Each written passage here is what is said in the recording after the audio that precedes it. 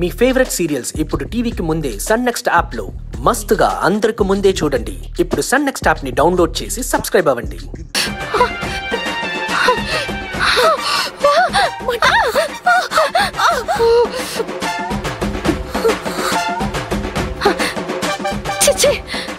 పాదాలకు అంటుకున్న పెంటను తెచ్చుకుని పెదాలకి అంటించుకున్నట్టు కుదురుగా కూర్చోకుండా మనం ఇలాంటి కుళ్ళిపోయిన ప్లాన్లు వేయడమేంటో. మళ్ళీ ఆ కుళ్ళులోనే మనమే జారి పడడం ఏంటో. ఐరేంద్రి, నువ్వింత పెంట ప్లాన్లు వేస్తావని నేను అసలు అనుకోలేదు. వదినా, అసలే అభి చేసిన పనికి అగ్గితో స్నానం చేసినంత కోపంలో ఉన్నాను. అనవసరంగా కోపాన్ని రెట్టింపు చేయకు. చేస్తే మాత్రం ఏం చేస్తావు? ఇంకోసారి వెళ్ళి ఆ అబ్బి చెత్త పేడ కొట్టించుకుని వస్తావా ఏంటి? అబ్బో వదినా, ప్లీజ్ మళ్ళీ మళ్ళీ ఆ అద్భుతమైన సన్నివేశాన్ని నాకు గుర్తు చేయకు. ఏమో ఐరేంద్రే, ఇది ఆ అభిని ఇబ్బంది పెట్టడానికి వేసిన ప్లానో అర్థం కావట్లేదు, లేకుంటే నా ముఖాన్ని చెడగొట్టడానికి వేసిన ప్లానో అర్థం కావట్లేదు.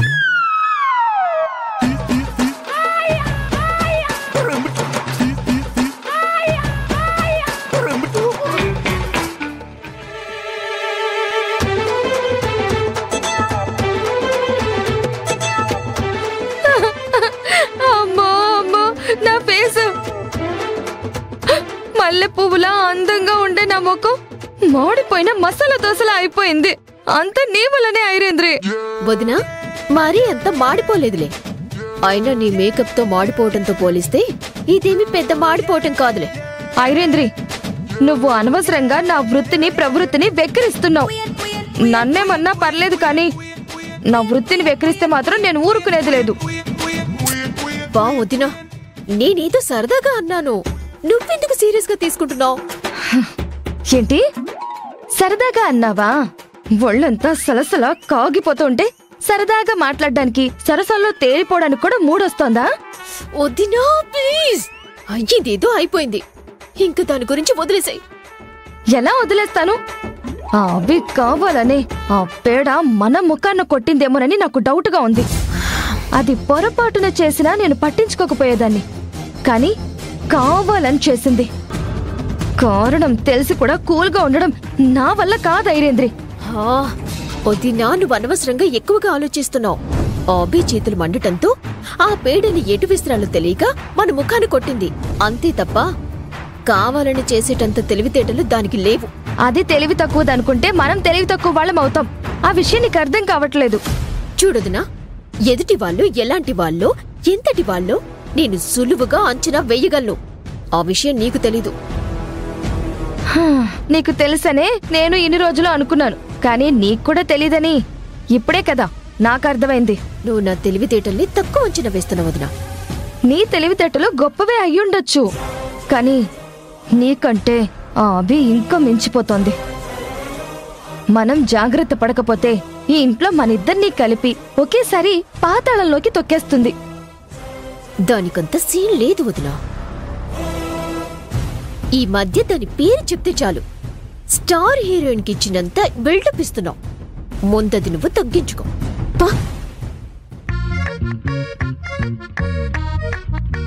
కోమలమైన మొహం ఎలా కమిలిపోయినట్టయిపోయిందో.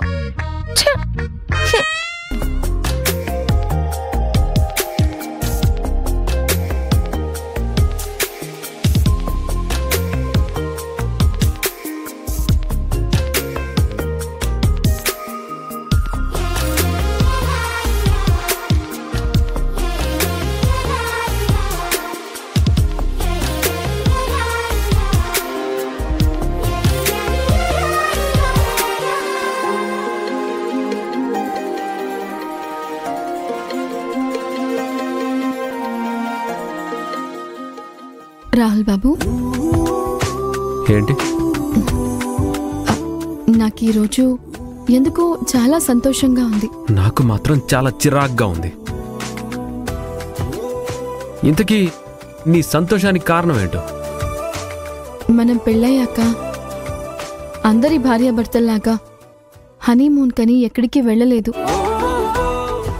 సరదాగా గడపడానికి ఏ ప్రదేశానికి వెళ్ళలేదు.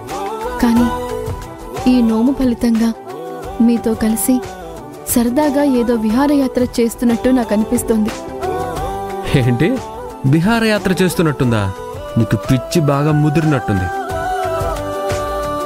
అందుకే ఇలాంటి పిచ్చి పిచ్చి మాటలన్నీ చెప్తున్నావు. విహారయాత్ర చేస్తున్నట్టు అనిపించడం ఏంటి? అంతే కదండి, మనిద్దరం కలిసి పువ్వులు తీసుకురావడానికి వెళ్ళాము. మన చేతులతో మనమే పువ్వుల్ని కోసి తీసుకొచ్చాము. అక్కడ మనిద్దరమే కలిసి గడిపాం కదా. ఆ మాత్రం దానికే విహారయాత్ర చేసినట్టు, గాల్లో విహరిస్తున్నట్టు ఊహించుకుంటున్నావా? అదొక్కటే కాదండి, నోములో భాగంగా పంతులు గారు చేయించే ప్రతి ఘట్టం చాలా బాగుంది. ఇందాక మన చేతి ముద్రలు వేసిన ఘట్టం కూడా నాకు చాలా బాగా నచ్చింది. ఇద్దరం కలిసి అలా చేతి ముద్రలు వేస్తూ ఉంటే, భార్యాభర్తలుగా ప్రతి పని కలిసి మెలిసి చేస్తే ఇలా ఉంటుందా అనిపించింది. చూడు, మన చేతి ముద్రలు కలిసి ఉండొచ్చు, కానీ మన జీవితాలు జాతకాలు ఎప్పటికీ కలవ్వు.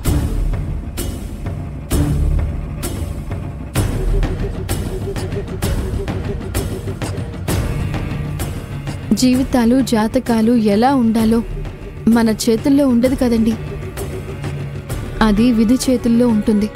నీ విషయంలో మాత్రం ఆ విధి నుంచైనా సరే నా జాతకాన్ని, నా జీవితాన్ని నా చేతుల్లోకి లాక్కుంటాను.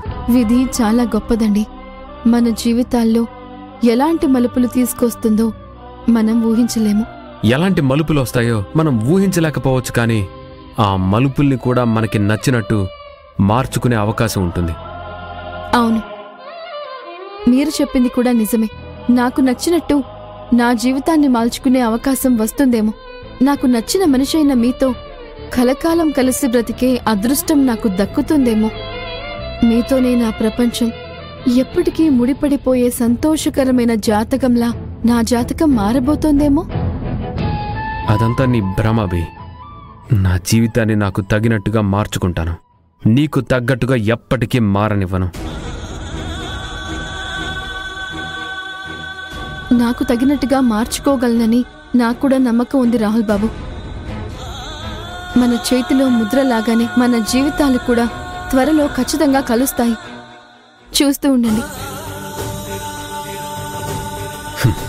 చూడవి, గాల్లో మేడలు, నీటి మీద రాతలు ఎప్పటికీ నిలవ్వం. నీ మాటలు కూడా అంతే. గాల్లో మేడలాంటివి. ఎక్కువగా కట్టుకోకు, సులువుగా కూలిపోతాయి.